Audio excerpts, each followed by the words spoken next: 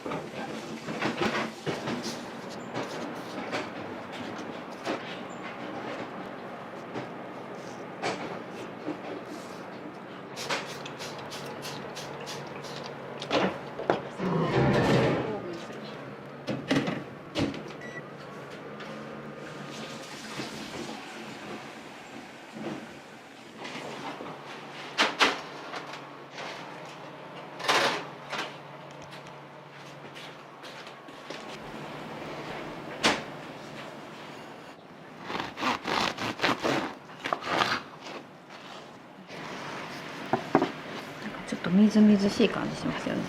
ちょっとクラムがこうテカってるというか、北海道産小麦使ってるんで、もちもちっとしてる。なんかね、形はね、ビジュアルはね、時々あーっていうのもあれば、こんななんかでもなんか美味しいんで。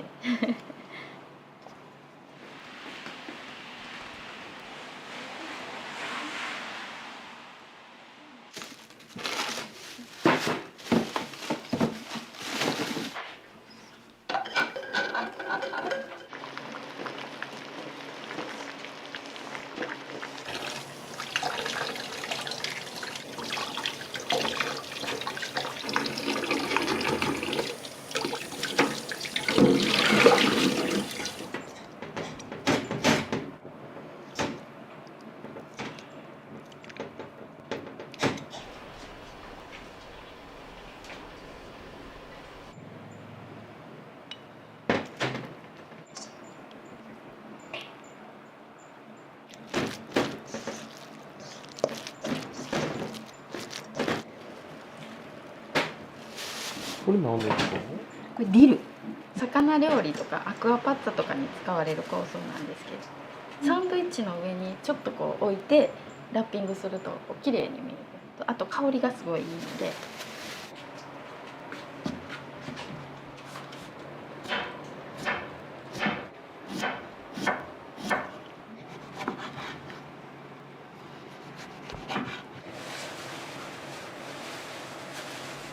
これがいつも作ってる食パンの端っこ。すごいお客さんが端っこが美味しいって言ってくださるので、これサンドイッチにしてちょっとお安く売ったりしてるんです。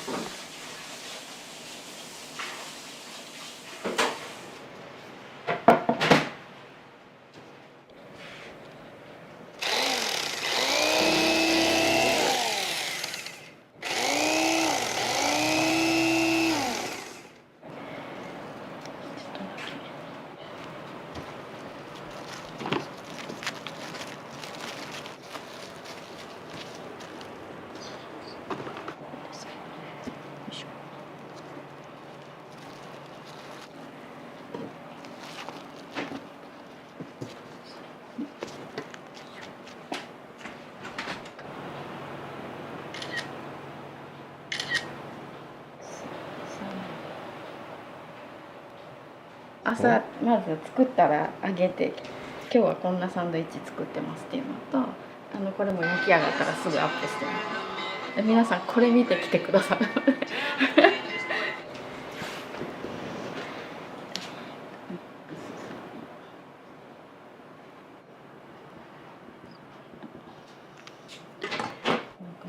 こんなすごいことしてるんです。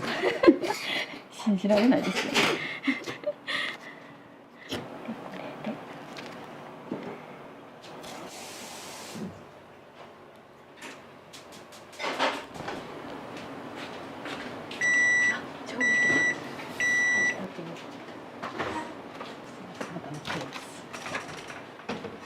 でも言うほど今日はちょっと膨れてないですね。普段もっと膨れるんですけど。ちょっと待ってくだ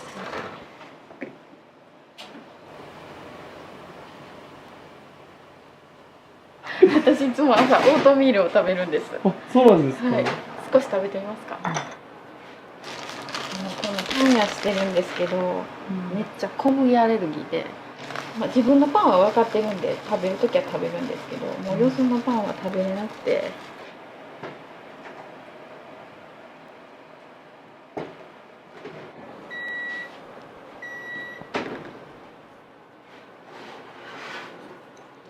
どうぞ。美味しいです。意外と最初あんまり好きじゃなかったんですけど。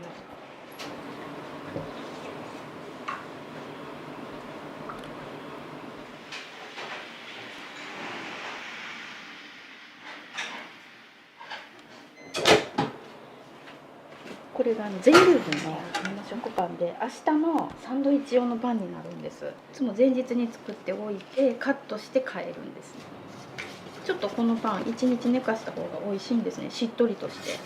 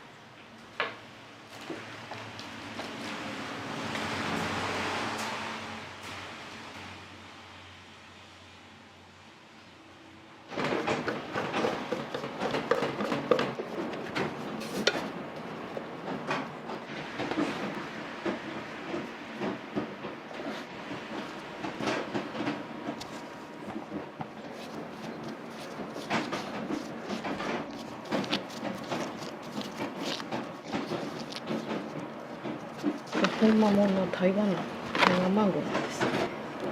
日本では売ってないと思う。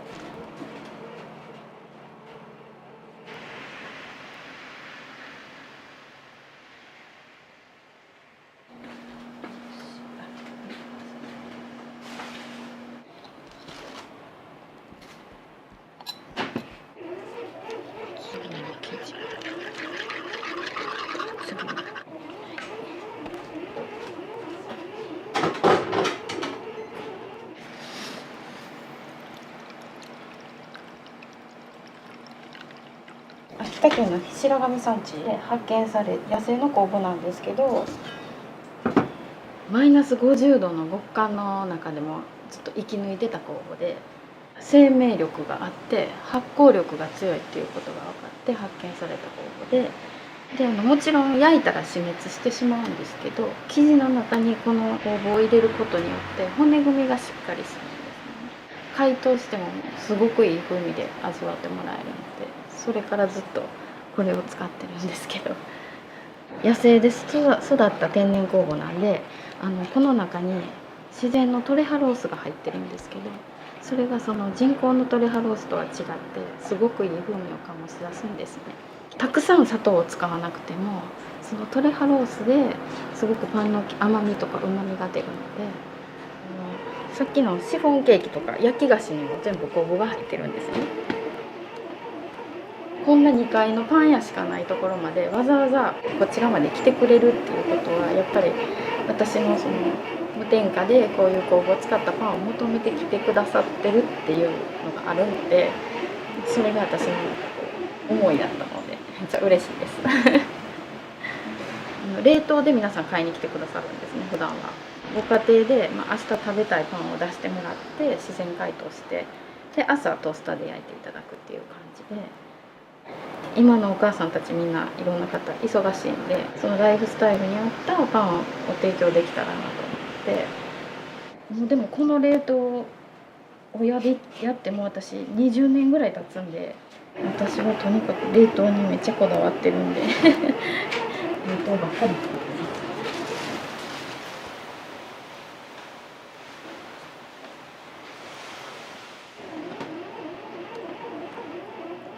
昨日仕込んでおいたトマトソースなんですけど、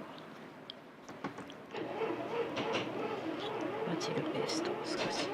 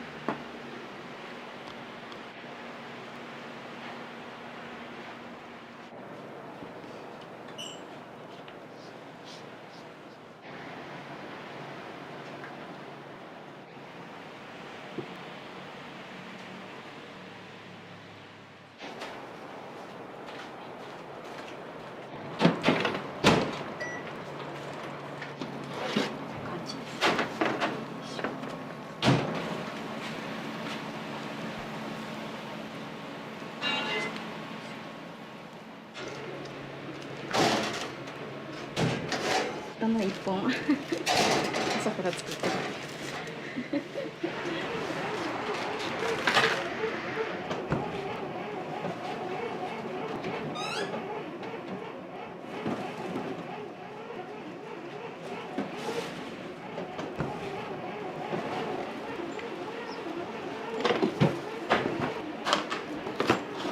インスタグラムを見てくださってたあんこ屋さんからいただいたんですけど、すごいこれ低糖質の小豆で、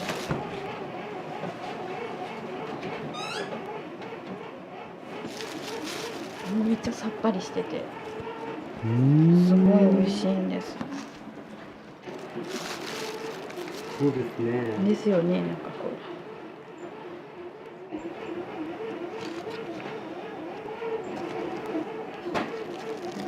包んでしとくんですね。今すごい季節柄バターがすごい溶けちゃうんで、お客さんから言われたらここに挟むようにしてるんです。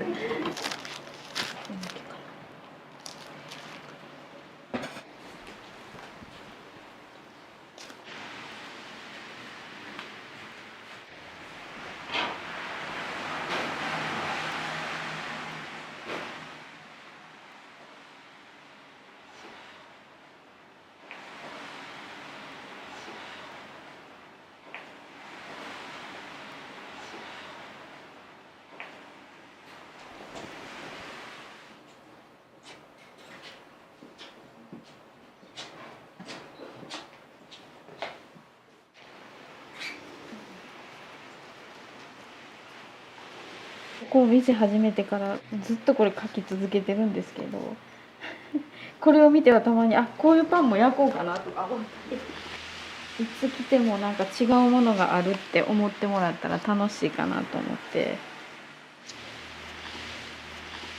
こんなとこに出てきた。聞いたことあります？カルツォーネってなんかイタリア語でストッキングとかズボンっていう意味なんですけど。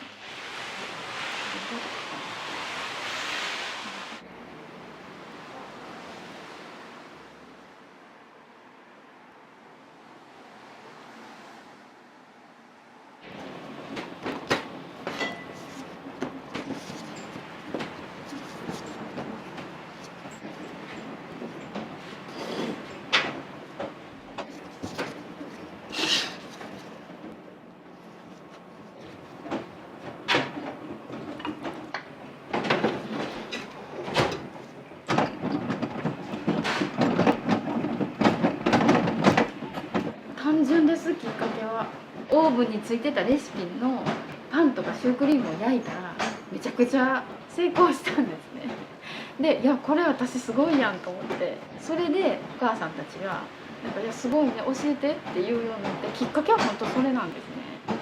でなんかもう真似事でいいから材料費だけ取ってじゃあちょっとやってみようかなと思ったのがきっかけで、私料理がすごい好きなんで、その時にじゃあ来てくれるんだったらちょっとしたランチでも作ってこう楽しくやってみようかなと思ってランチも作り出して、でパンのこの白神小玉工房にも出会って、すごいなんか体にいいパンやなと思って、で冷凍パンも始めて、その時パートしながら有給を取ってやってたんですけど、いやなんかもうこれ毎日したいなと思い出して有給を使ってお家でパン教室を始めたんですね。それで15年ずっとやってたら、今その15年間のお客様が今ここに来てくださってるんですね。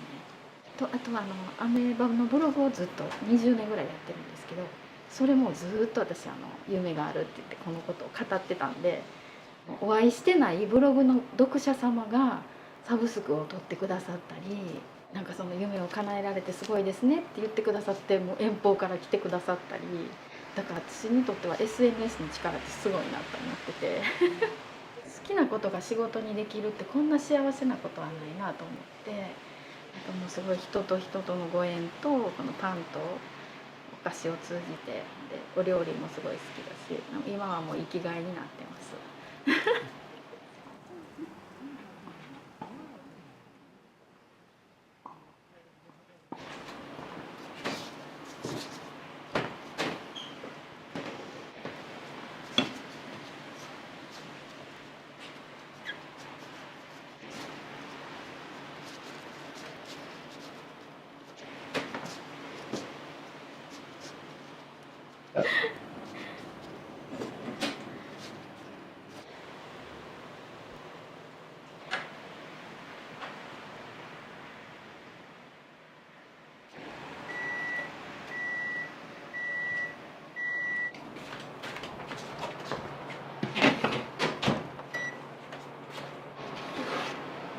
ミルク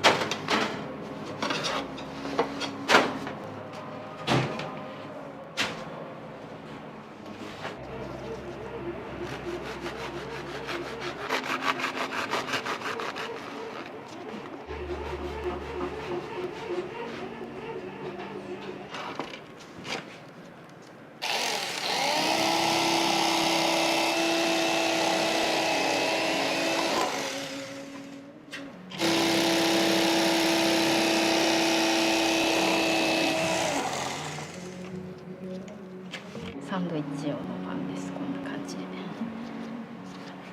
れがね、端っこパンですごいお客様から人気で、端っこばっかり詰め合わせて100円とかで売ってるんですよ。いろんな端っこが入ってるんですけど。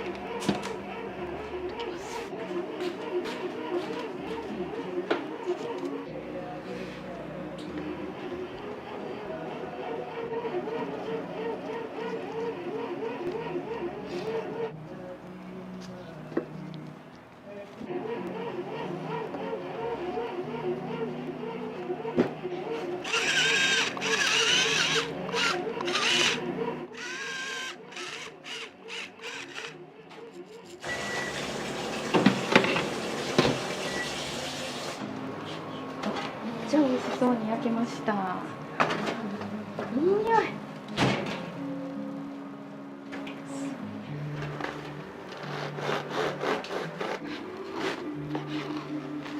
美味しそうです。玉ねぎがいっぱい入ってます。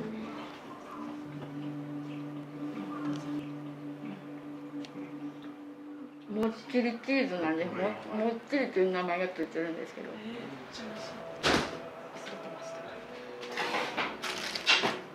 お、硬い。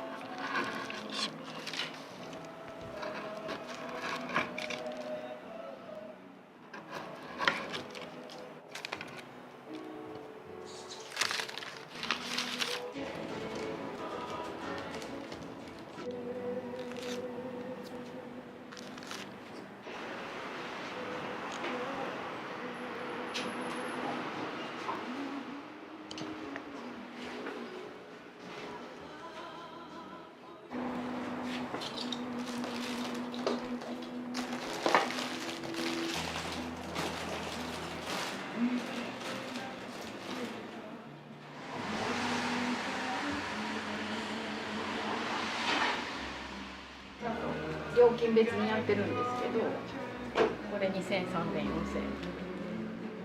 これで皆さん取ってくださってて、週末に送るんだったらその1週間焼いたパンをどれかわーっていろいろ入れて、あと焼き菓子も入れて送らせてもらってるんですけど、で時々インスタ見てくださってるお客さんだったら今日焼いてたあれ入れといてくださいとか言われるんで、それ一緒に入れさせてもらったりして、やっぱお客様に提供するものはちゃんと作りたいなと思ってるし、今日もトマトソースのあれトマトを買ってきてちゃんと水分飛ばして全部味付けしてベーコン入れて玉ねぎ炒めてって全部料理をして作ってるんで、なんかそういうのがお客様にこう見えたらいいなと思っていつも料理してる動画もアップしてるんですね。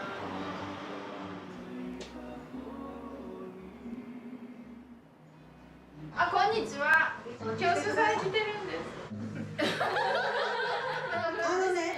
今もらってきたけど使うんじゃないかなと思って、めっちゃ美味しいのこの。いや、使いますよ。お金は持ってないけど、ミックスサンド買おうか。お金持ってる。うん。ありがとうございます。いただきます。きゅうりも高いのに嬉しい。ありがとうございます。やったー、嬉しい。ありがとうございます。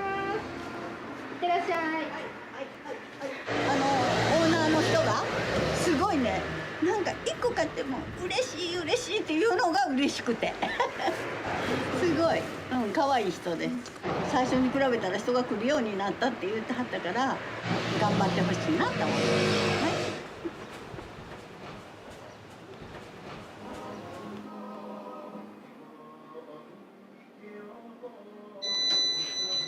最後の生地が出来上がりました。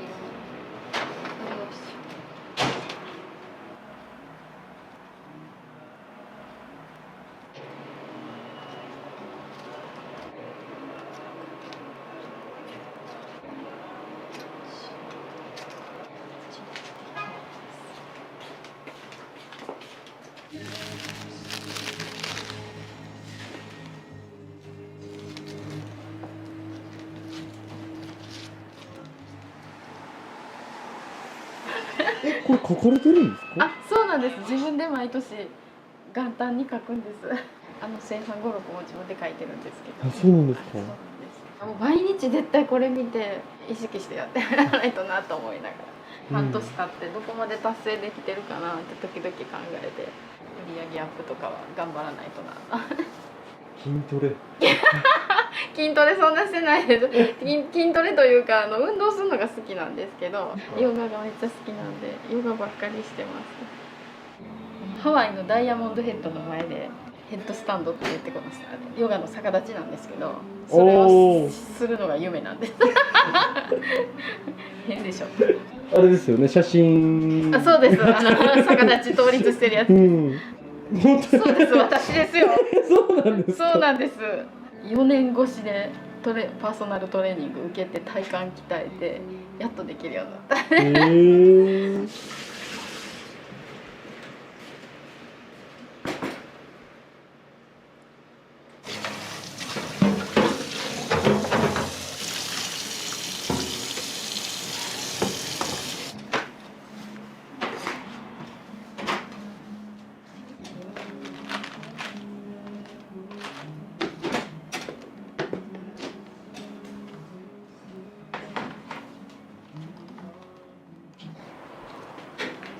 以上でこちらの作業は終わりです。早いですけど。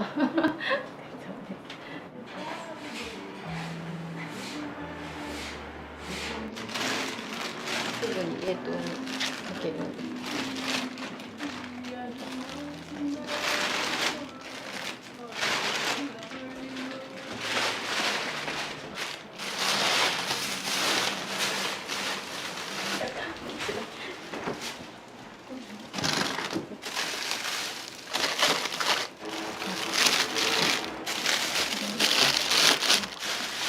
今日作ったやつをまた半分今冷凍して、それはちょっとサブスクとかの方の分置いといて、こっちにちょっと店頭と明日の分。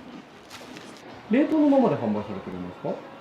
冷凍欲しいっていう方もいるんですよ。ここにあるやつでも持って帰って冷凍するから冷凍欲しいって言われるんで、そういう方にはもう冷凍をお渡しする。味って変わらないものなんですか？味ね、変わらないです。ちょっとチンしてきちんとトースターで中まで温めてもらったらほかほかサクサクで味は変わらないです。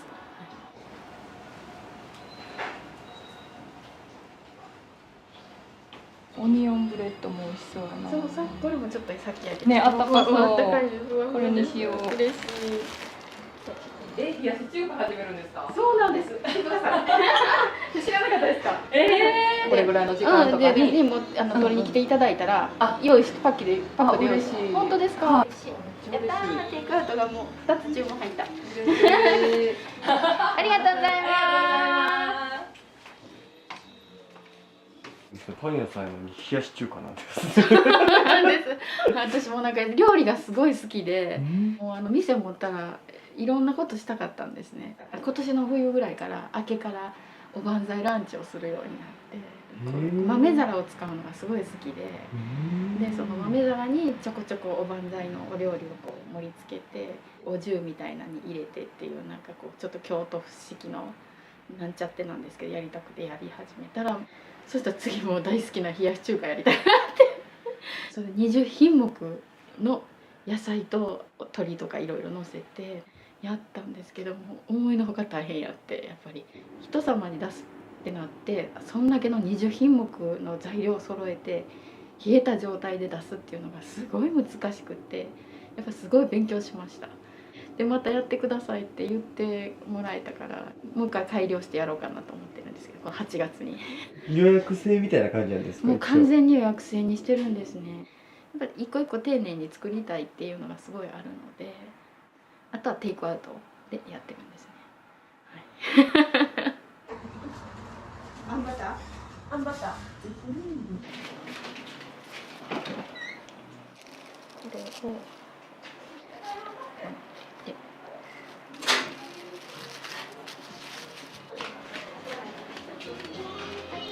タイパスタは今日なしですか？冷凍あります。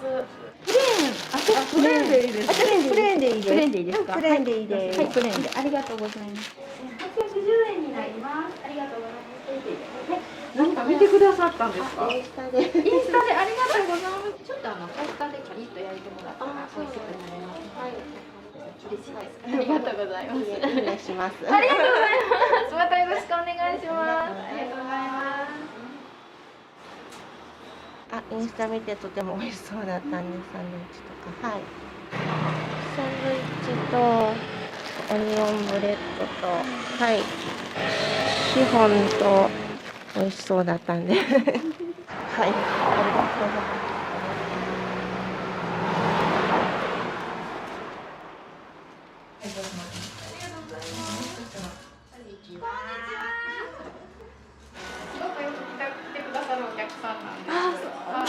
あれすっごい美味しかった。何？あんバター。あんバター。めちゃくちゃ美味しかった。今もね2つ売れたんですよ。当になくなったんめっですけど。ちゃ美味しかった。全部美味しいんですよ。ほんまに。ほんまにお人柄がパンに現れてるって言ってこのことよ。ありがたい本当に。ありがとうございます。ほんまに助かりました。よろしくお願いします。またね。ありがとうございます。いつも気をつけて。ありがとうございます。ありがとう。まあ一回食べてすごいなんか素朴というか素材にこだわったんだなって思った。これガルツォーネとミックスサンドイッチもねお野菜めっちゃいっぱい入っててすごい美味しい。近くに住んでて私フラダンスを習ってて、でハワイアンジュエリーも置いてるよっていうのでワークショップをしていただいて、そうそうランハラっていう葉っぱ、ハワイの葉っぱで作りました。ほんまにお人柄がよくって、いつも来たら「わいらっしゃい」みたいな感じで、そんなパン屋さんってないでしょなんかそのお人柄に惹かれて通わせてもらってます。ちょっと今一人ですごい頑張ってはって、私は流行ってほしいし、もっといい場所に出したらとかってすごいアドバイスしたことあるんですけど、ここで頑張るって言ってはったから、もうほんまに頑張ってほしい。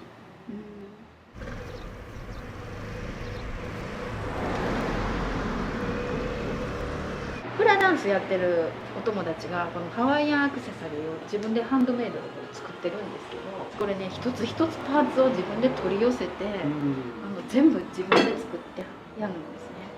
ブレスレットなんかはハワイの葉っぱで編んで作ってるんですけど、でこのブレスレットを編むワークショップと私のランチでやったり、テーブル茶道をしたり、カジュアルなスタイルでっていうことでやってるお友達がいてて、その友達とテーブル茶道をここでやって、後で私のランチを食べるっていう、そういうコラボのイベントとかもいろいろやってるんですけど、なんかそれでなんかこうお客さんがこうみんなが集まってきてワイワイできたらいいかなと思ってみんなで助け合ってやってるみたいな感じです。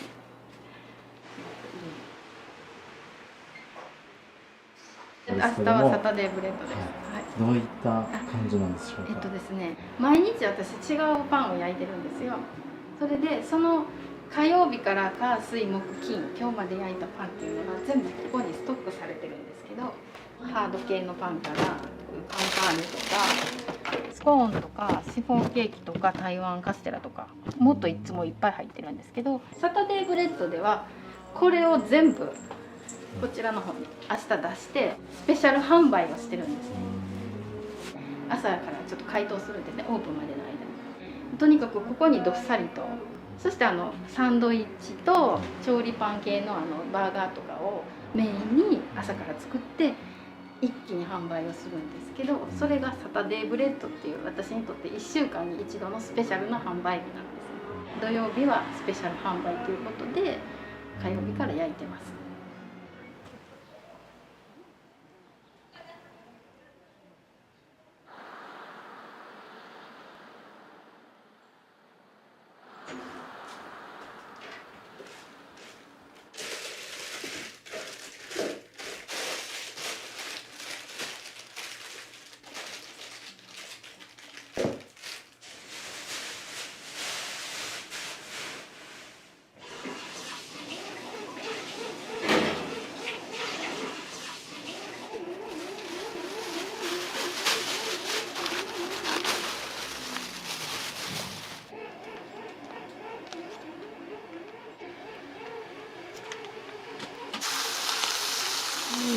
お腹減ってきました。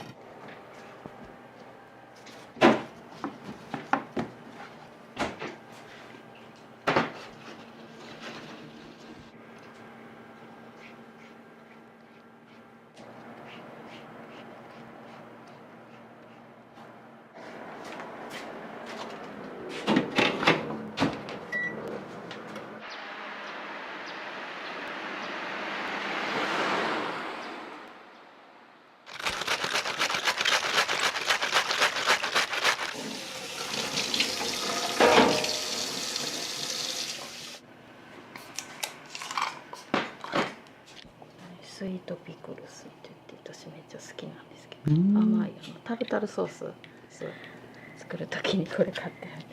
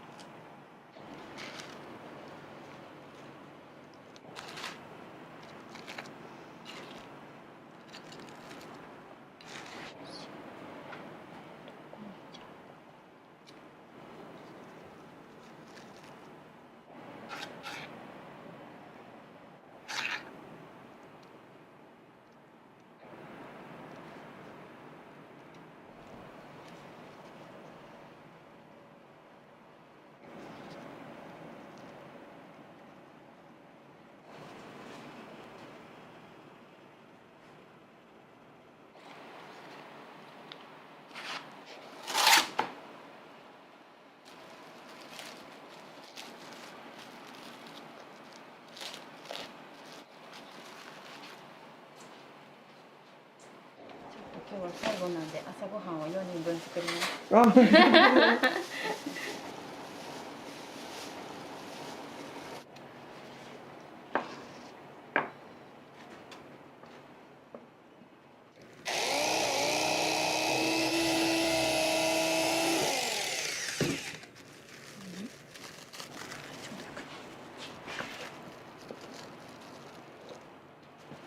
ちょっとだけまともな朝ごはんです。いただきます。パンの耳で最近端っこパンのサンドイッチ。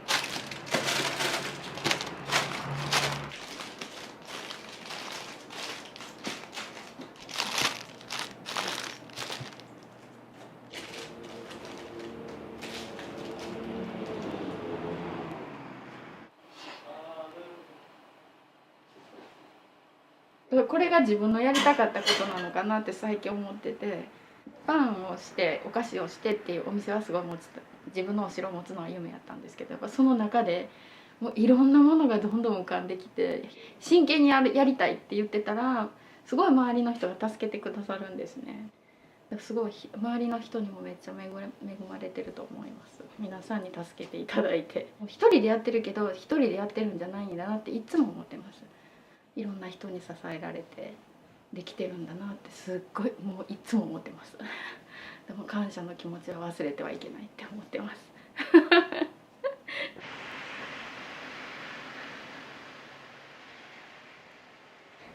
いやもう私にとったらこれが今年の一大イベントなのでありがとうございます。大体1年に1回何か大きなことをなんかできたらな、思い出に残ることをしたいなと思ってて、いつも目標がないと進めないタイプなので、そういうのがあったらなと思ってめっちゃ楽しみです。一生の思い出になります。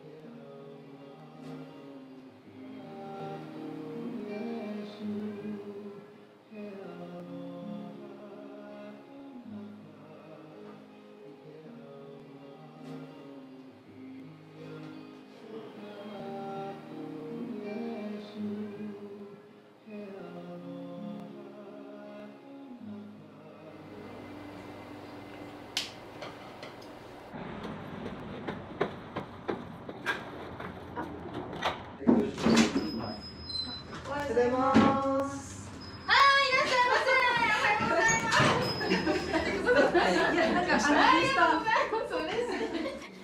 あんバターでバター入れますので言ってください。この間美味しかったみたいで。あ、入れますね。はい、してきます。おはようございます。あ、おはようございます。来てくださったんですか。嬉しいよ。シャキシャキで、やっぱあれコート。そうやったんです。残念。ですよ。じゃあ他に便利ですね。私もこれ気になってんね。何かなと思って。めっちゃ可愛くないですか。なるほど。大人っぽいね。大人っぽいよね。あ、いいな。可愛い。たまらんよね。すごい。見てくださいね。すごいでしょ。こんなたくさん買っていただいて。どれも美味しいんですけど、私がでも絶対買って帰るのすごく焼いた時に外がカリで中がふわになるっていう、これもカンパーニュ、これも絶対、はい、チーズとかと一緒に食べます。シフォンケーキ。シフォンケーキ系はお友達にあげます。すごい貫いてほしいですね。このスタイルを。いや嬉しい、めっちゃ嬉しい。いつもありがとう。ありがとうございます。暑い中楽しんでください。ありがとうございます。頑張ってください。はい、失礼します。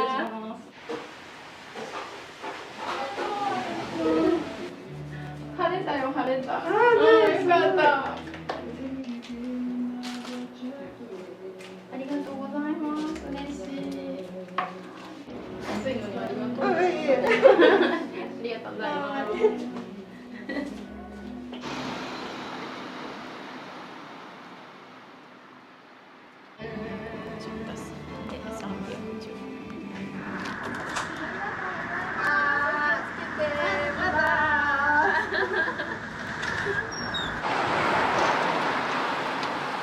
基本的に土曜日が来れる時は土曜日のもう本当に午前中に来て、昼のご飯は必ずマカナさんのパンにしてるんです。こに買いに来てくれた方みんなに喜んでもらいたいっていうそのサービス精神が全てになんか詰まってる感じがして、でもうその思いとかもう心配りがパンの美味しさにも全て伝わってるなっていうふうに感じるので、もうやっぱオーナーさんの人柄かなっていうのはすごく思います。もうこれからも笑顔で焼き続けてください。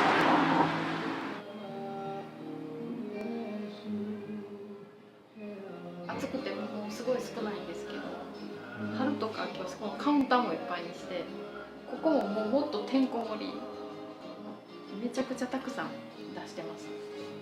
かなり少ない方ですね。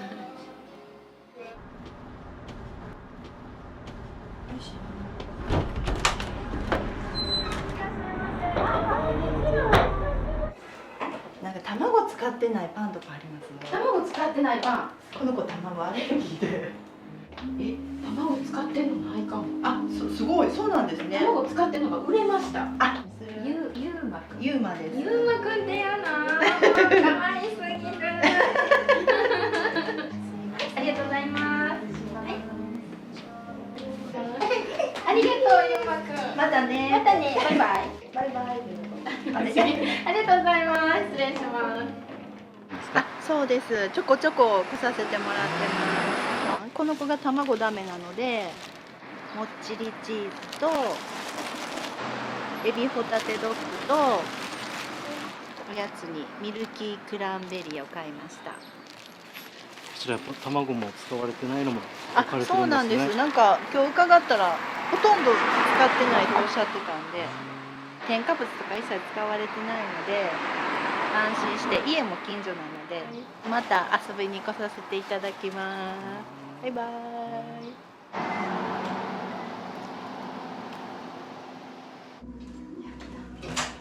いらっしゃいませ。こんにちは。ジャッキです。たまたま今日大阪に来ることになったんで、友達も一緒に。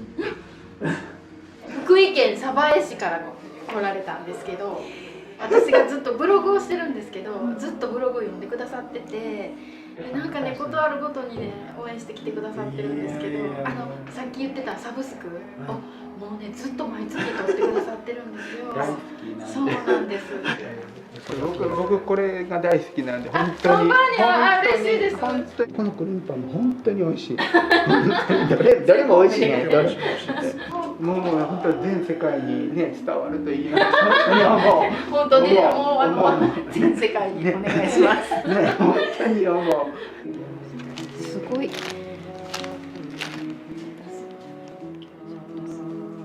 本当にまたぜひ送っていただければ。ありがとうございます。ありがとうございます。気をつけてお帰りください。ありがとうございます。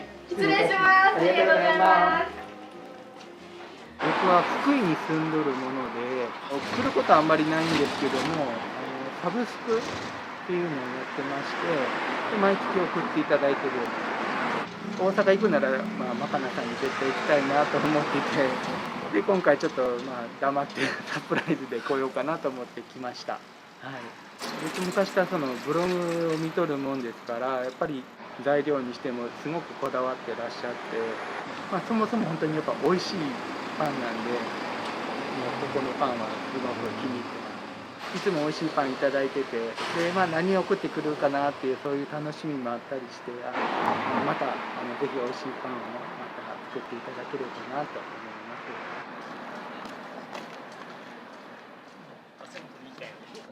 お店をしたいと思ったきっかけっていうのは、前のマンションで新しくオーブンを買ってもらい、その時にビギナーズラックで焼いてみたパンが大成功して、そこから焼き菓子も焼くようになってっていう、本当に単純にそれだけがきっかけなんですけど、そこからどんどん広がっていって、でもうどんどんやっていくうちにこうやって店を持ちたいっていう気持ちになったっていうのが、今年で4年と3ヶ月なんですけど、やってるうちになんかそのパンだけじゃなくて、人と人、いろんなお客様にいろんなことを教えてもらったり、パンを焼くっていうことじゃなく、それ以外のことでいろんな関わりとか学びがあるので、だから今もっともっとこの先が楽しみです。あとやっぱり地元のお客様がすごく皆さんいい方たちばっかりなので、それを大事にしていきたいです。ですし、もちろん遠いとこから来てくださる人もいるので、もうとにかく私はお客様と1対1でお話しして鉄板をこう手渡ししたいので、すごい一人一人のお客様を大事にしたいと思う。自分のペース、マイペース、キャパが決まってるので、ゆっくりといろんなお客様がゆるゆるでたくさん来てくださったらいいなっていうのが贅沢な思いです。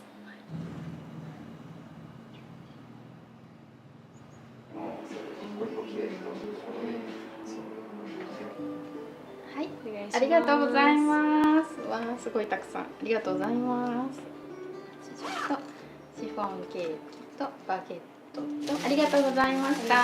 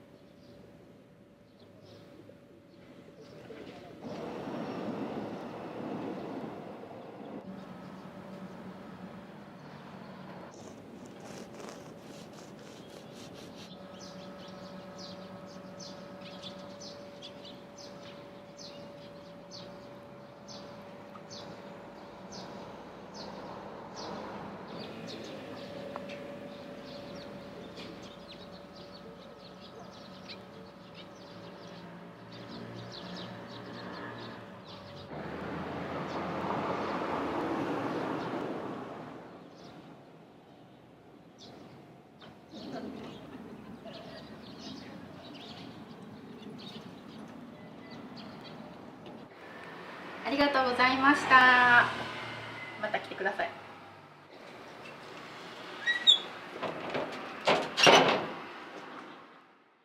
いらっしゃいませ、こんにちは。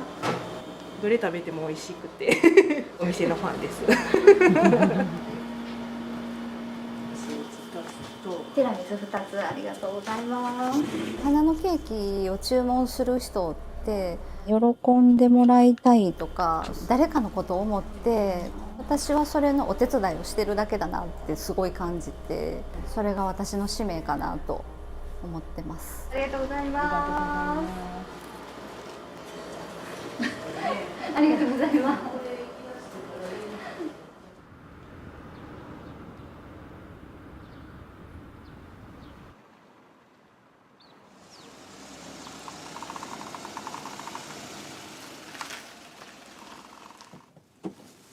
おはようございます。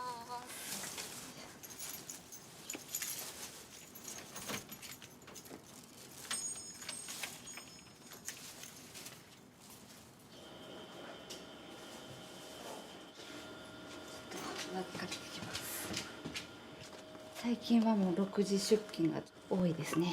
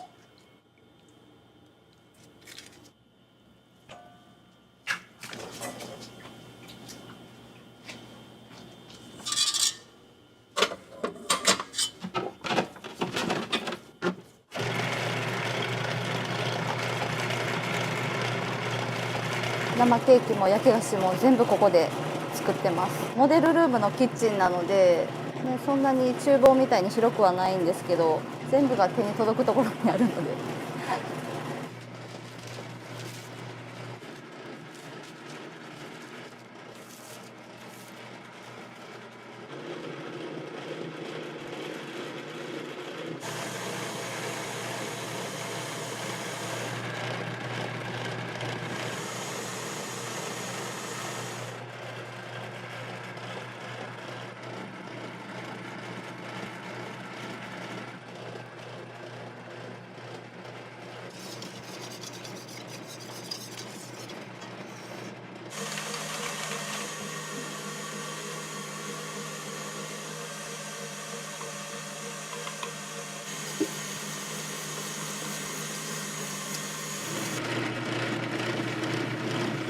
産小麦を使ってます。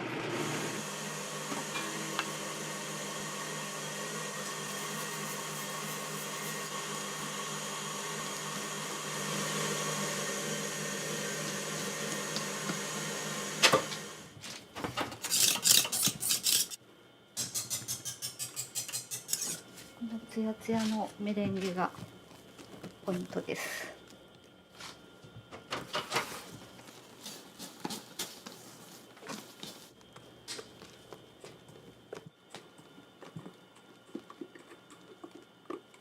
ツヤツヤで焼き上がりが変わってきます。別立ての生地の方が私は好きですね。ふんわりしっとりしてるので。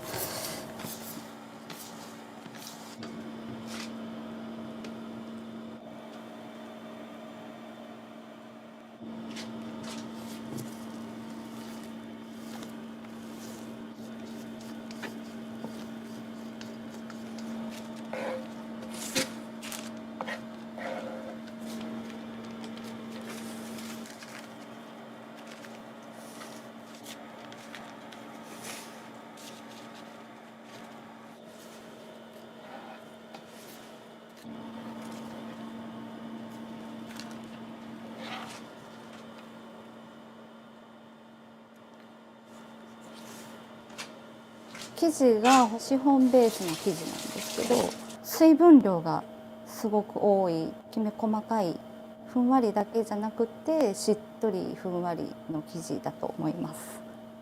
こ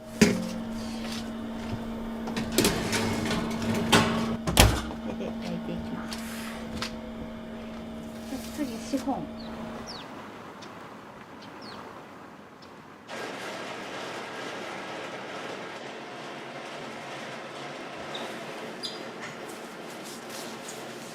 行くのとかは毎日ですね。でも本当一人なので、こういう焼き物の合間とかにささっとショーケース拭いたりするぐらいですけど。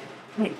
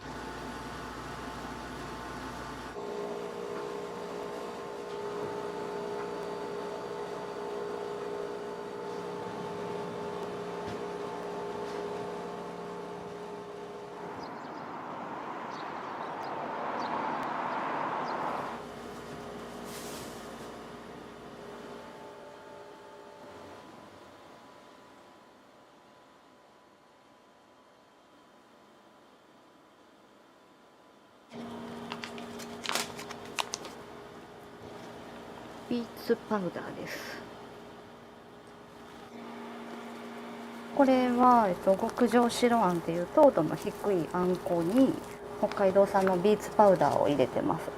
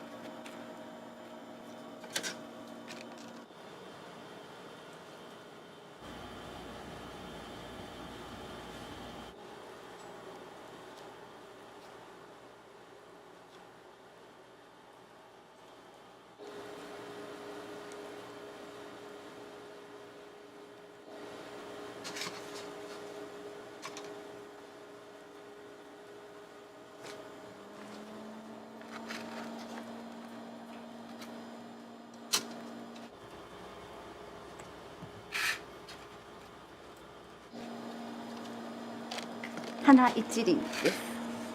土台は、抹茶のガトーショコラで一個一個本当に全く同じものっていうのができないんですけど、それがいいとこかなと思ってます。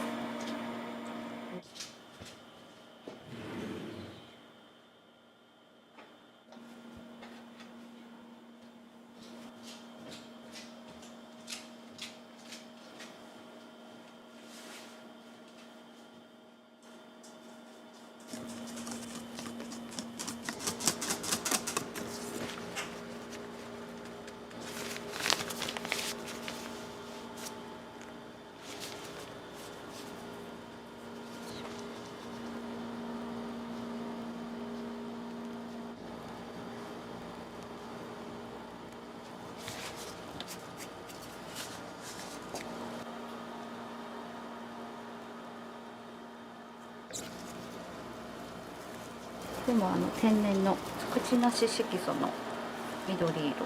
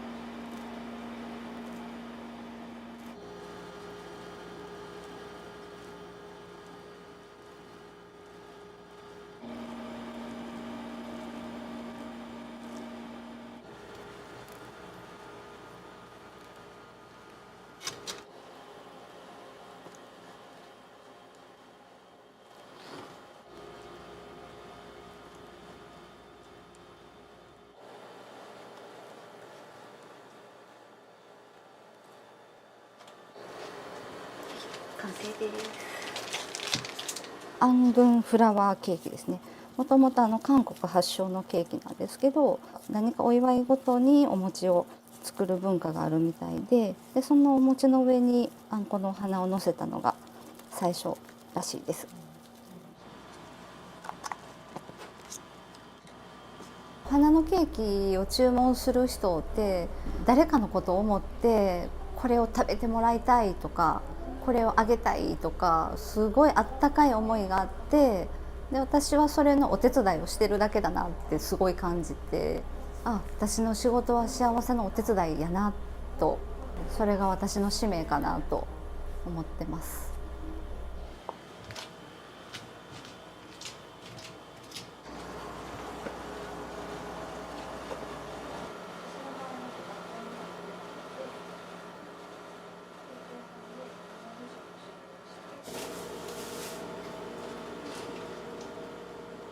今からアンジュっていうケーキの上のお花を絞るんですけど、ちょっと3種類のお花を用意するんですけど、一つはビーツでピンクですね。で一つはチョコレートなのでココアパウダーを入れて茶色いお花を作ります。これはカシスのピューレですね。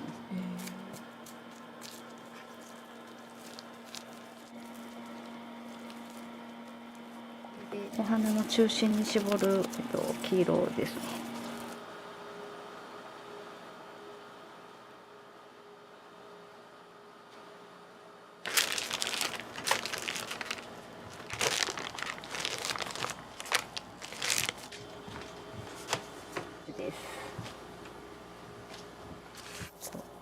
ペラッペラの口金ですね。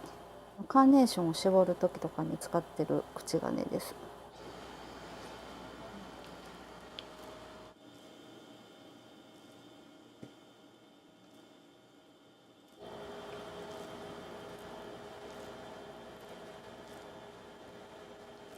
お花の中心を絞るやつですね。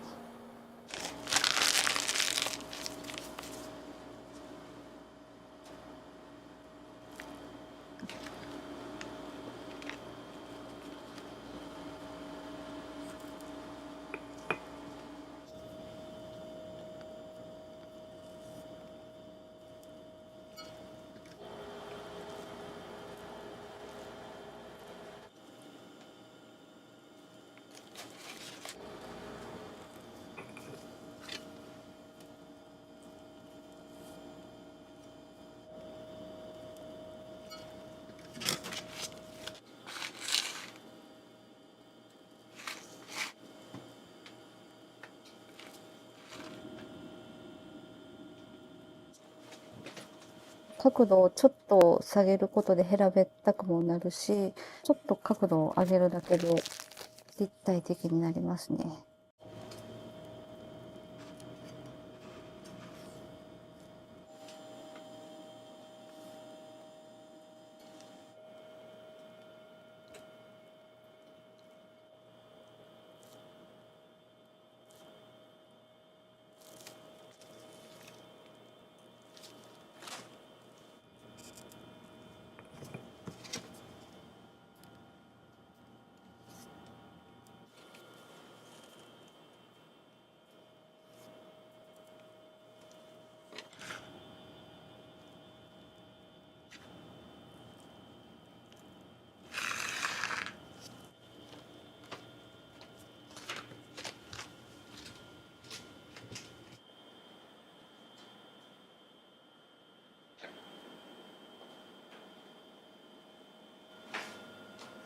30歳になる年からですね。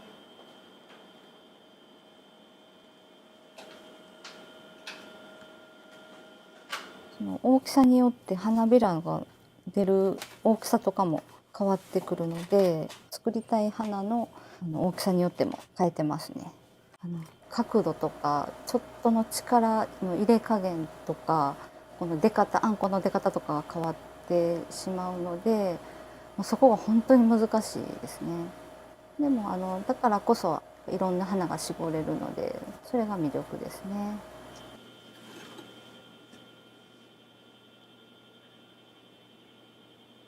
これがフラワーネイルっていうくるくるして使う。でこっちがフラワーの土台ですね。アングンフラワーケーキの仲間の娘さんが作ってくれたものです。すごい可愛くって、もうずっと愛用してます。7、8年ものです。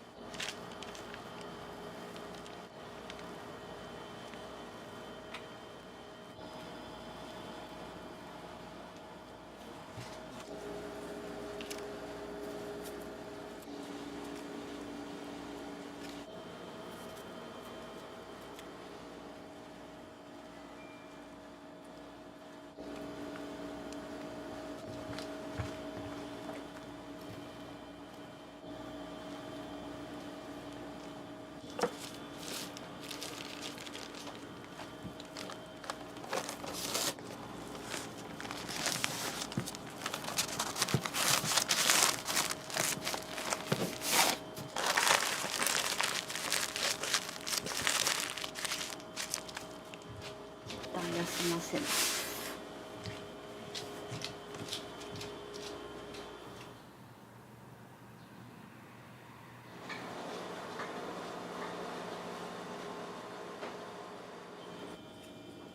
レモンのカスタードって感じですね。同量の生で混ぜて。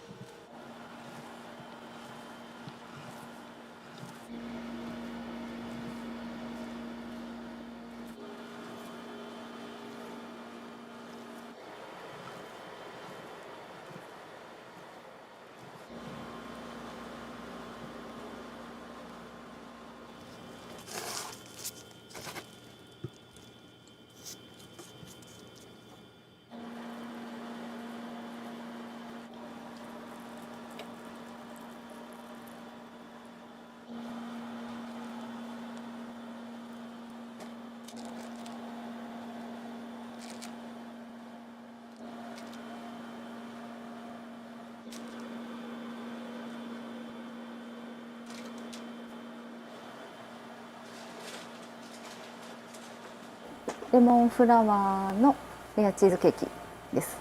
ゼラチンを使わずにチーズの固まる力だけでレアチーズを作ってて、で中にアプリコットのジュレが入ってます。で上のクリームはレモンのカスタードクリームですね。ケーキでこんなことができるんやっていうその感動っていうか、お花にできるんやっていう、もうびっくりして、ケーキを見た瞬間にこのケーキに出会うために今までの経緯があったんだなっていうのをビビビときました。誰かに喜んでもらいたいっていう気持ちのお手伝いをしてるなんて本当に常々思ってるんですけど、その人の気持ちに添えるように心を込めて作ってますね。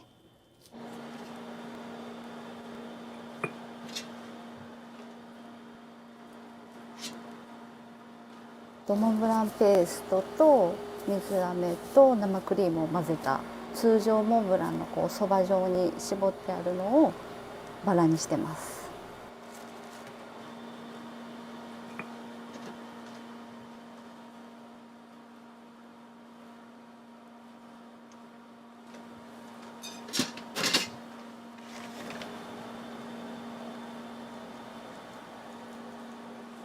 完成です。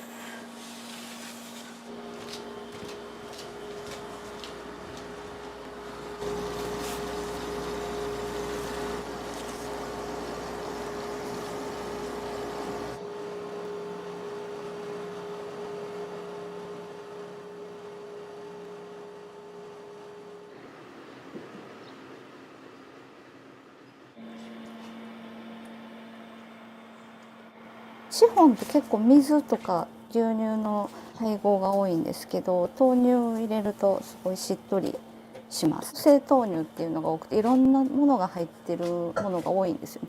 なので無調整の使ってます。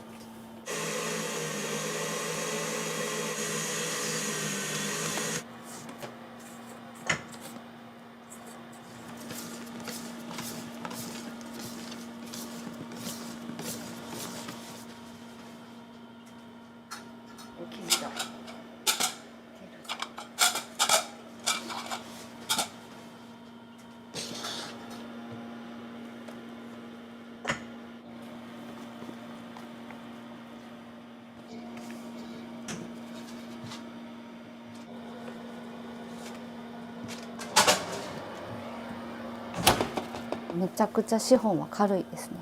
喉越しがいいシフォンです。はい、しっとり溶けていく感じで。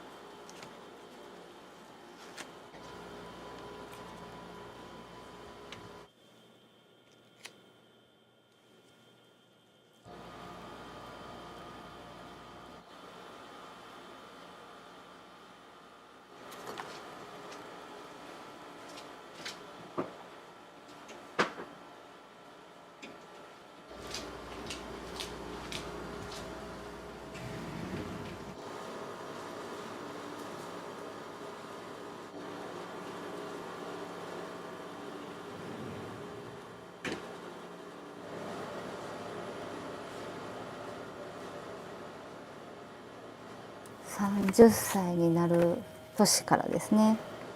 もともと本当小さい頃からクッキー作ったりとか作るのは好きやったんですけど、もう本格的に作り始めたのは子供が生まれていろいろ作ってあげたくって作るようになりましたね。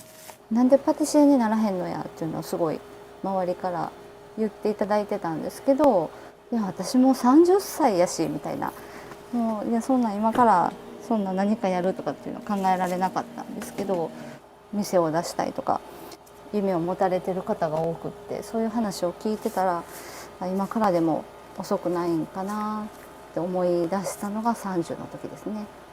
本当に知識のないまま思い切って飛び込みました。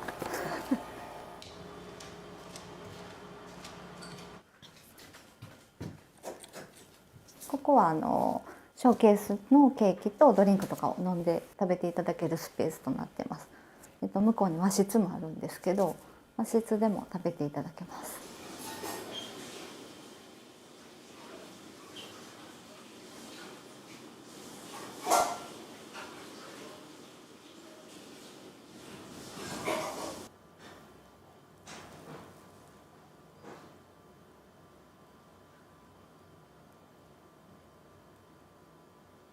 42歳で開業しました。早朝からもう晩ご飯の用意までして出る感じやったので必死でしたね。子供にも結構寂しい思いもさせたかなと思いますね。離婚もすごいきっかけにはなったんですけど、もう自分で自立して子供2人とこう生活していくためにはもう必死でした。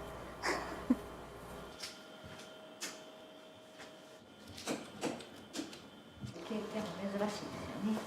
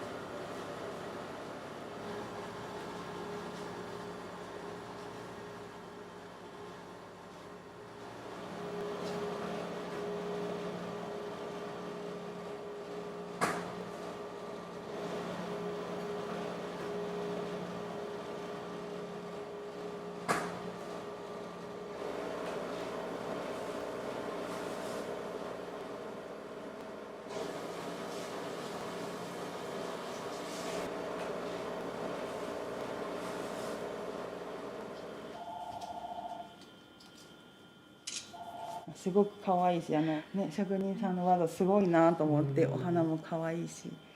ありがとうございます。お待ちしてます。ありがとうございます。失礼いたします。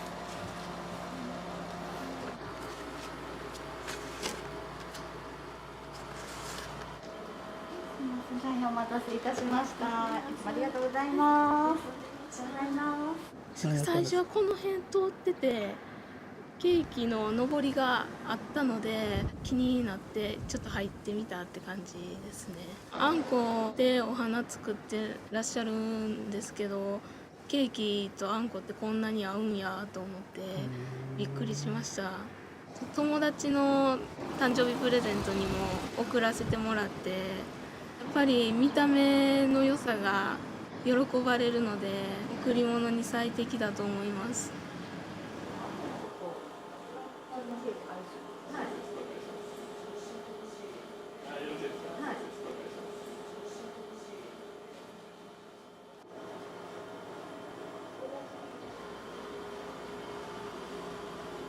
いらっしゃいませ、こんにちは。花一輪。はい。アンジェ。はい。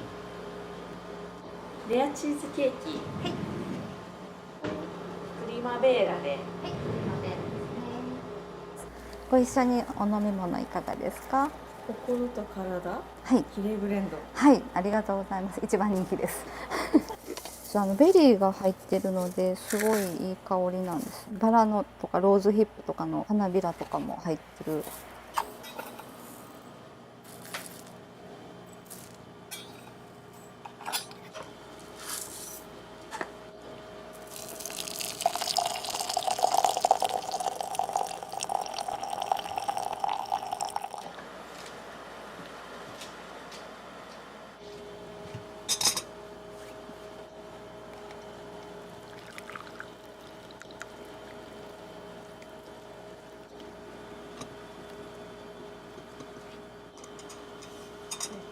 き上げです。すいません、お待たせいたしました。失礼いたします。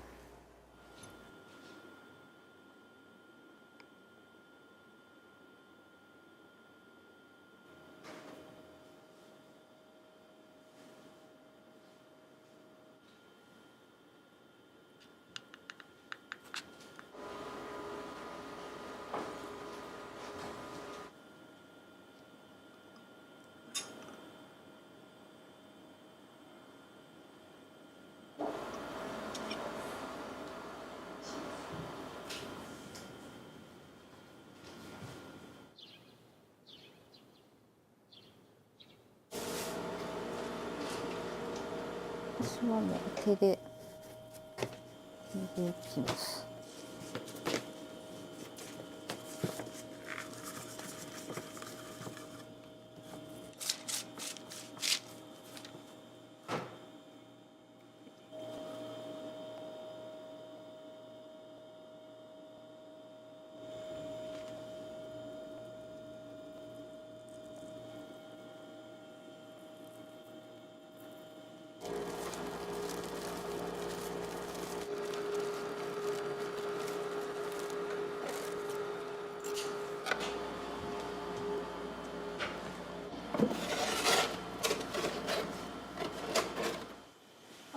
こんにちは。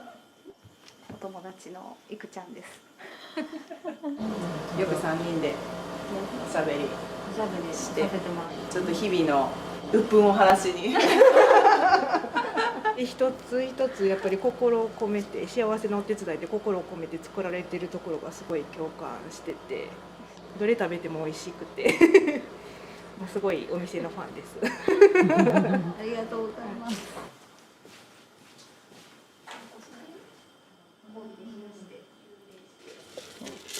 コーヒーも立てて急冷して作ってます。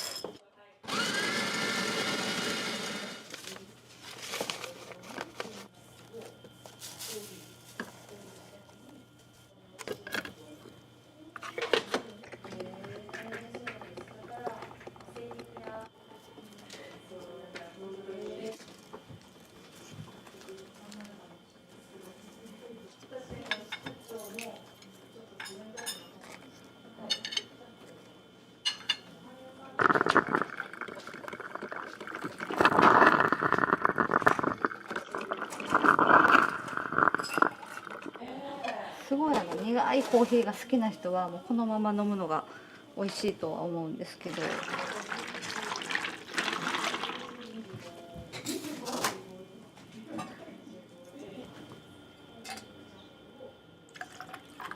ソダが通るたんびにこの作り方で入れてます。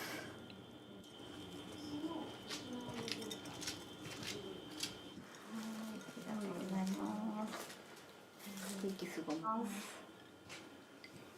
朝から緊張しっ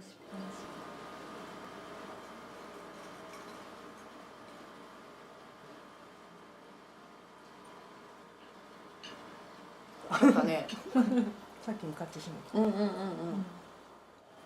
ーヒーもめっちゃ美味しいよね。コーヒー美味しい。お母さんのブラック最高です。ガトーショコラも中がしっとりしてて濃厚でめちゃくちゃ美味しいです。ロールケーキです。絶対ロールケーキ。スポンジ本当に違います。全然違う。甘さもなんかね、結構控えめで何個でも食べ何個でも食べれる。かずみちゃんはいつも誰かを幸せにしたいと思ってケーキにたくさん愛を込めて作ってるので、それが届いたらいいなって思います。もうめちゃくちゃ心の支えになってますよね。そのモチベーションというか、もう本当落ち込みそうになった時も「いや美味しいで大丈夫やから」っていつもこう励ましてくれるので、めちゃくちゃ心の支えになってる2人です。ティラミス2つありがとうございます。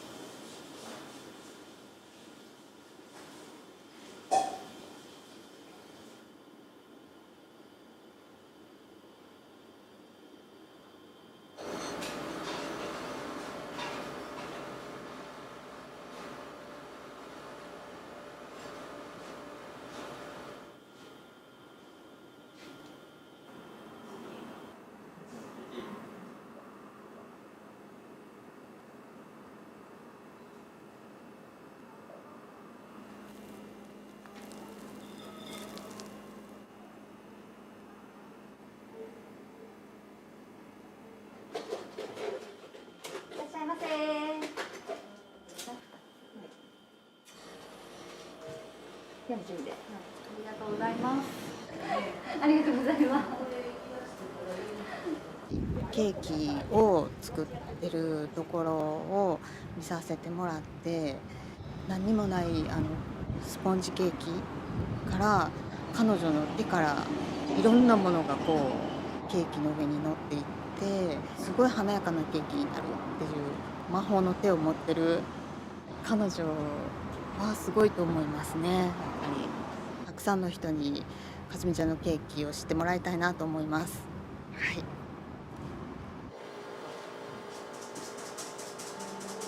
30歳からスタートして42歳でオープンしたので、だいたい12年ぐらいですね。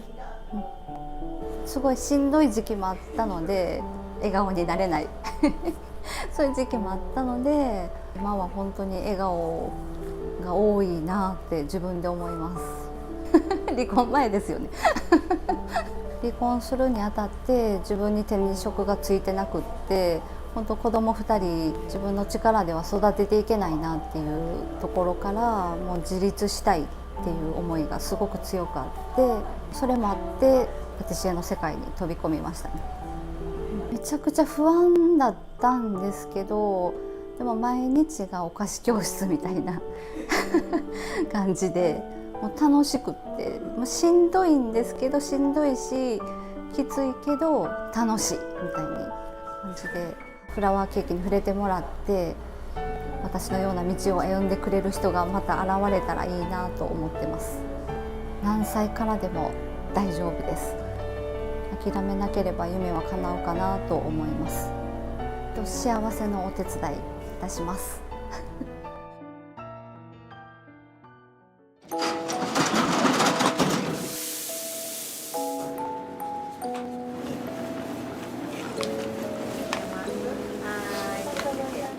イナップルチョコホイップ。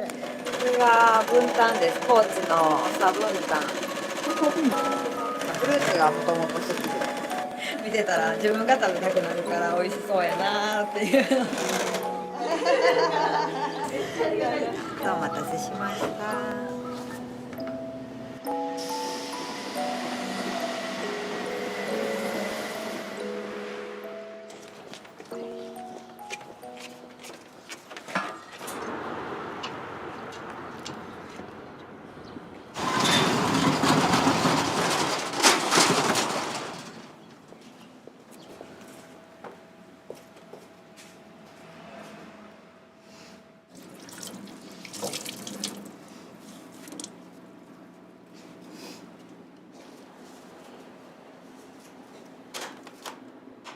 じゃあ今からホイップをします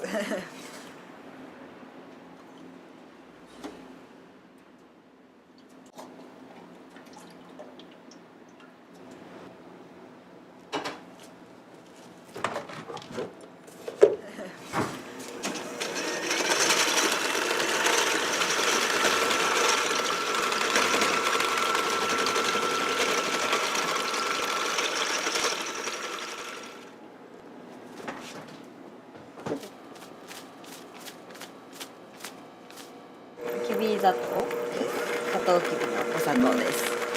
お砂糖はもともと私が白砂糖を普段から使ってなかったっていうのもあって、こっちですね、きび砂糖にしてますね。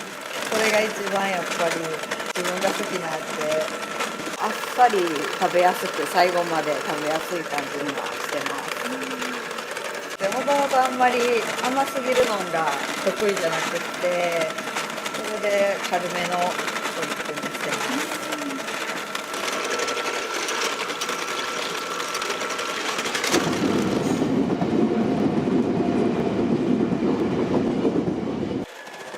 ちょっとこれ気になったんですけど、これってこれはブンタンです。高知のブンタン。はい、ブンタンです。モサブンタン。2月、3月とかまでですかね。短いんですけど、期間はね、そんな長くないんですけど、やっぱり美味しいです。手元になんか後が。そうなんですよ。自分も飽きないし、お客さんも楽しめるかな。ほんまやったらラ・フランスとか、そう柿も取り寄せました。フルーツがもともと好きで見てたら自分が食べたくなるから美味しそうやなっていう。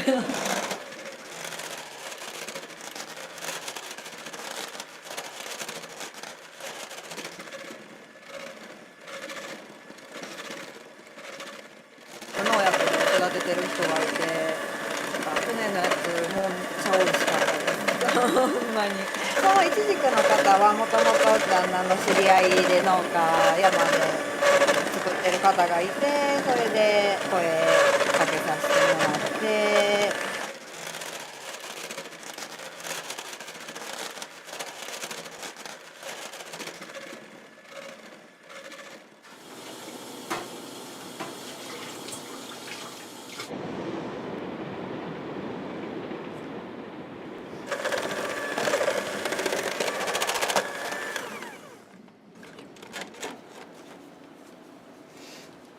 そうですか、嬉しい、美味しいです。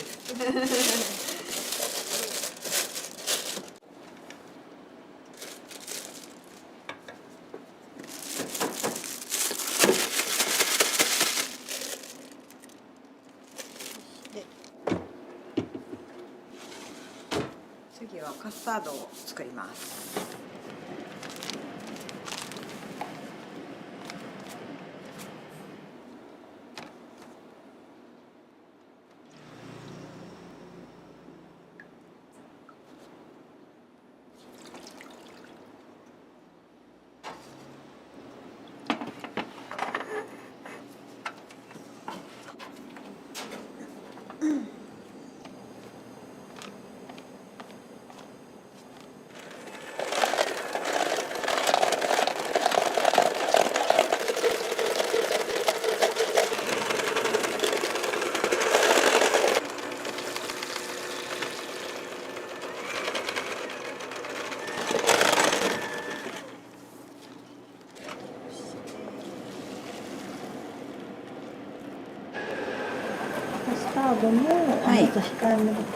そうですね、そんなにめちゃくちゃ甘くないです。甘さ控えめ、食べやすいです、最後まで。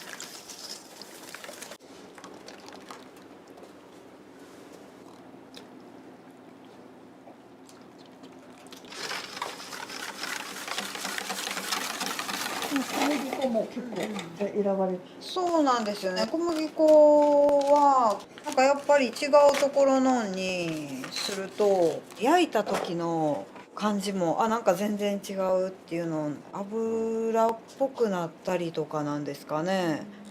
そう初めて私はクレープで知りました。小麦粉でこんなに変わるんやっていうのはね。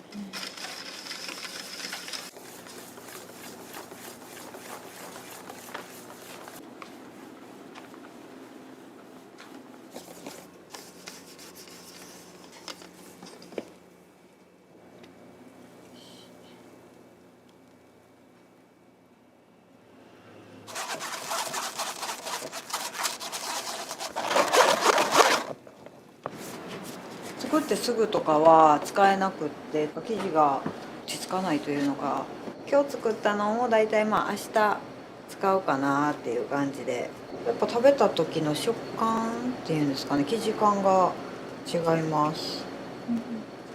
それで生地は OK です。はい。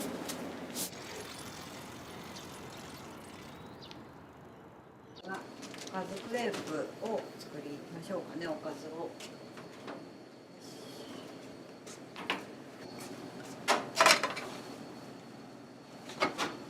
今日のおかずはね、てりたまチキンカレーパクチーで、パクチーはありでもなしでも、まあ、お好みで言ってもらったらパクチーはもともと好きで、けどやっぱ時期によってある時と売ってる時と売ってない時があるんで、たまたま売ってたんで久しぶりにパクチーは。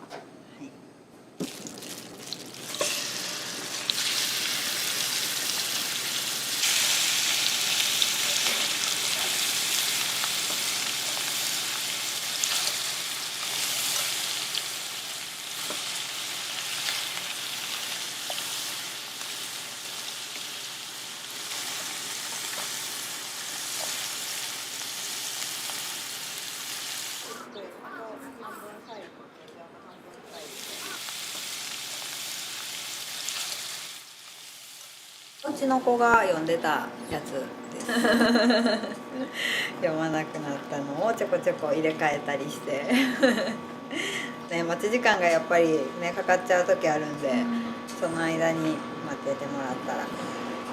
子供さん多いですね。幼稚園の子とか、あとは小学生だけとかでもたまに来たりはするんですけど、キッズクレープを、一応小学生未満小校対象で通常の半分サイズで出させてもらってます。お母さんと分けるより自分の1個っていうのが嬉しいし、お母さんも好きなもん食べれるから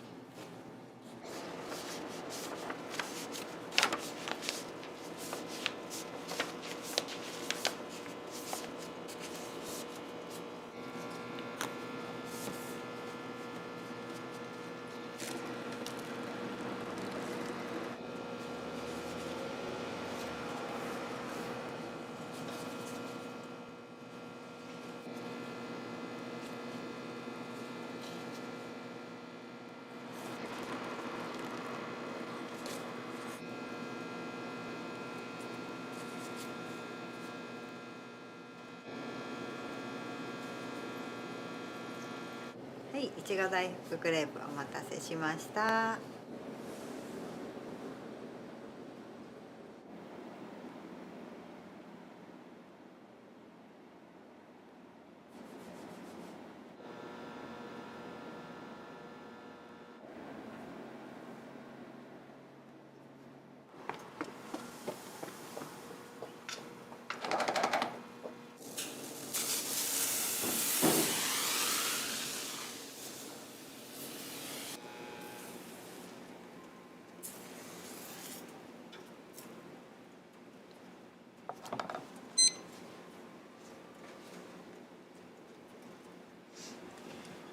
時間は計ってますね、大体。ただやっぱ鉄板の調子で前後は多少しますね。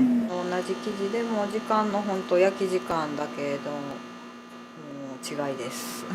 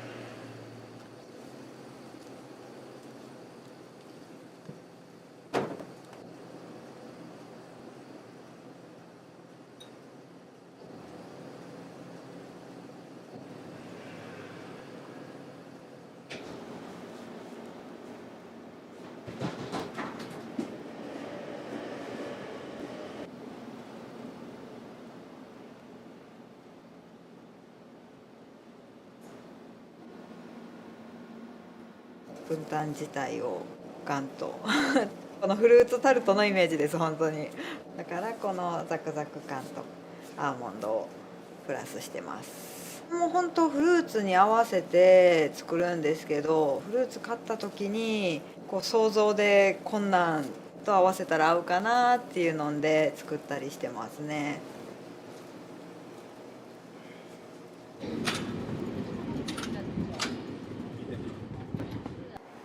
バターバニラアイス。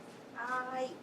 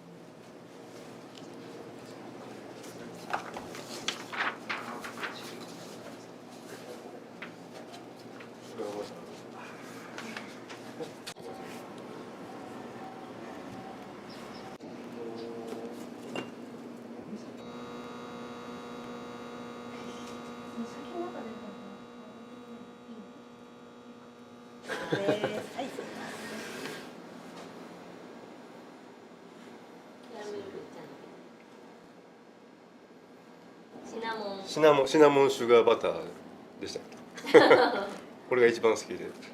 アイスとパリパリの皮がナイスな感じで美味しいです。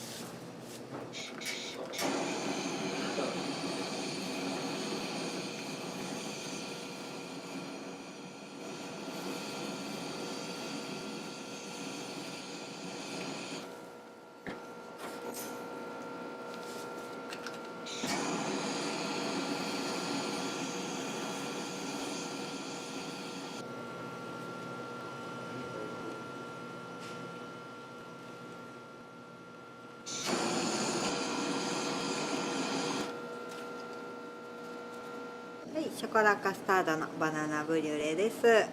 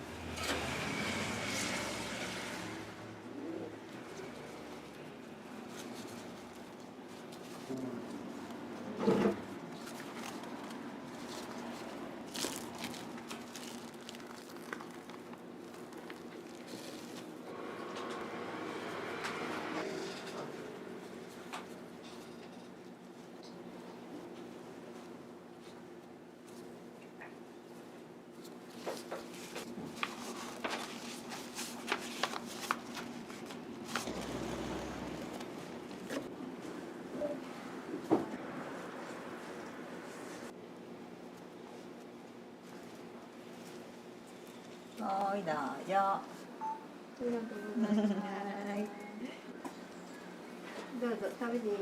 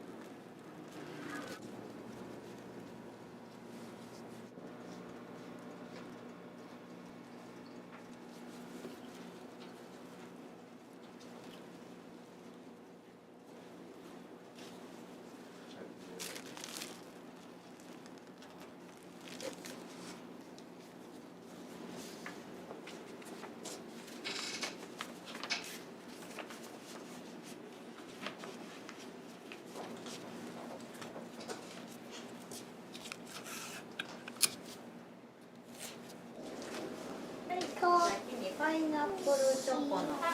パイナップルチョコ。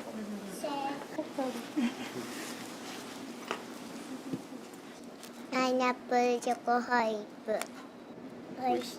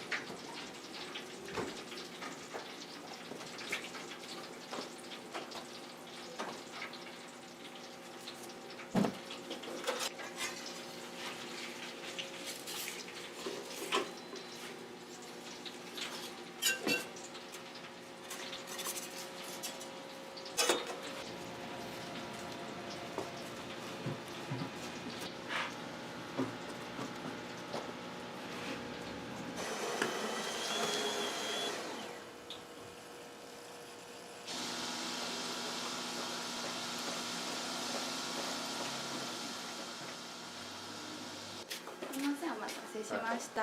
アイスカフェあんバターにバニラアイスですね。ごゆっくりどうぞ。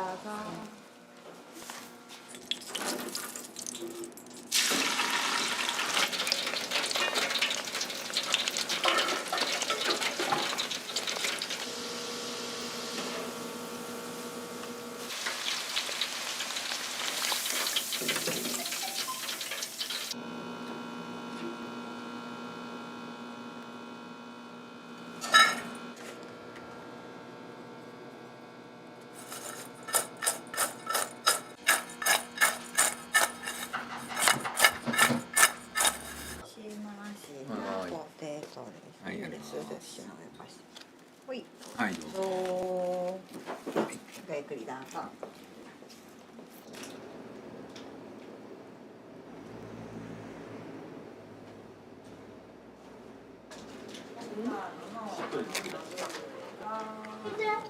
ここで初めてサクサクの生地知ったんですけど、全然違いますね。だから週に1回のご褒美みたいな感じです。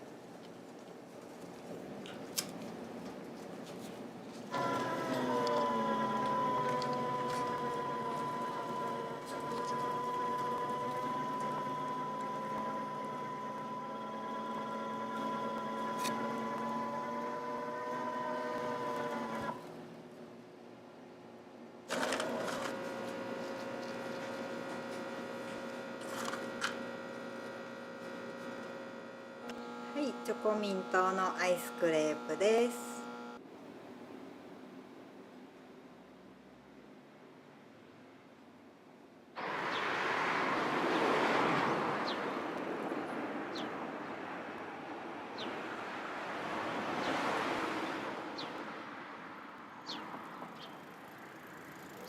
バニラアイス。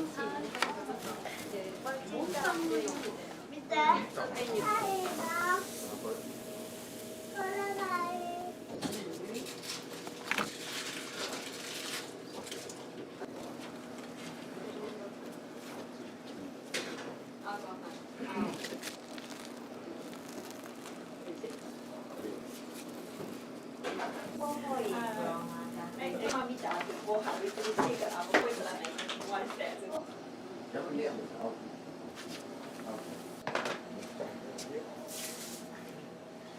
せちゃうフライがフライよりでもこっちやけど。お待たせしました。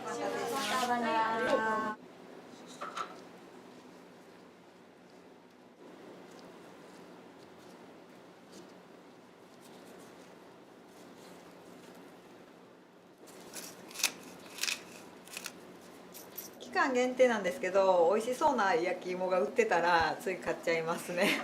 美味しそうなものを見て、あ、これやったらあれが合うかなっていうのを考えてから作ってますね。やっぱり美味しちゃいます。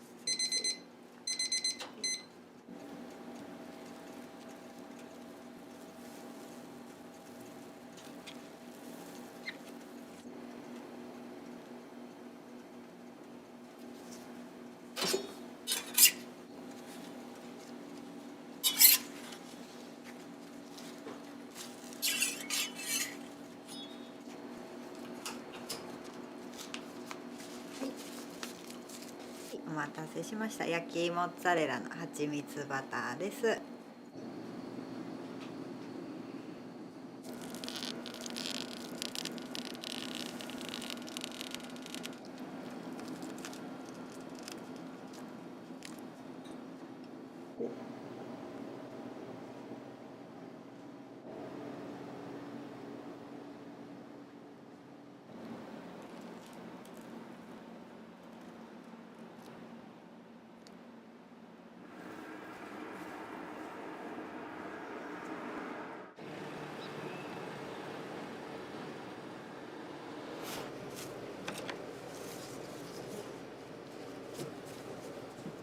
アサイーボールって大体フルーツ何種類ぐらいフルーツ何種類やろう。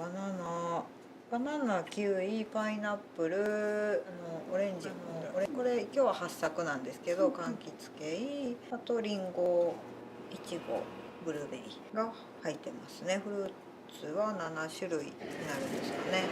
なんかその季節ごとでちょっと変わったりはするんですけど、大体それぐらいは入ってます。他にイチゴの代わりに違うイチジクやったらイチジクとか入ったりするんで、アサイーボールだけっていうのがまだ特になくて、アサイーグリークヨーグルトボールなんで、ヨーグルト、グリークヨーグルトを入れます。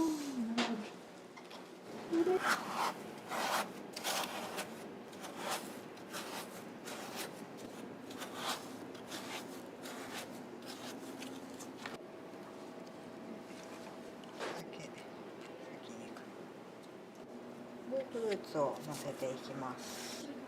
はい。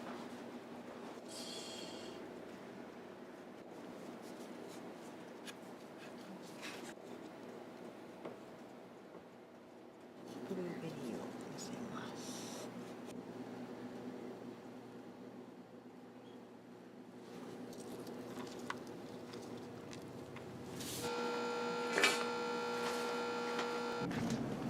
お待たせしました。アサイーグリークヨーグルトボールです。はい、どうぞ。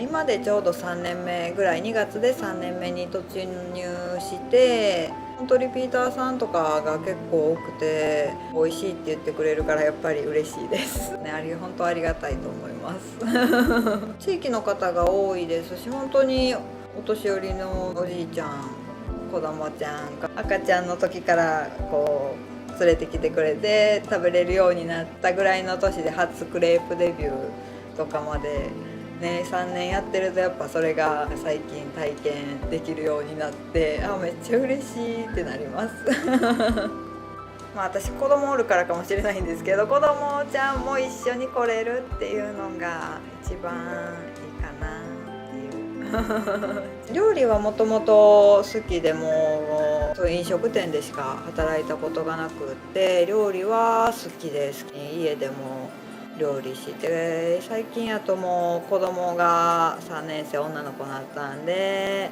一緒にちょっと誕生日ごとのケーキを一緒に作ったり、最近上の子女の子の方の夢はパティシエさんになるって言ってます頑張ってたまにちょこちょこ休みの時とかは来たりして、シュガーバターとかが好きですね、うちの子は。あとフルーツはやっぱり好きですね。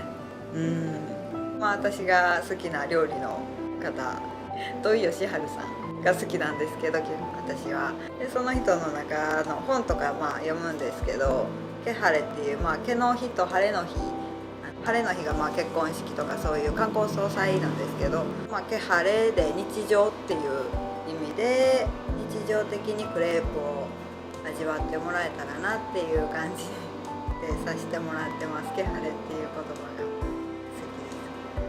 きです。今後いろんなね季節ごとでやっぱり来年も多分分担はするんですけど、毎年結構違うレパートリーとかがあるんで、毎年違う味を楽しんでいってもらえたら食べに来てくださいもう美味しい季節のクレープ食べに来てください。待ってます。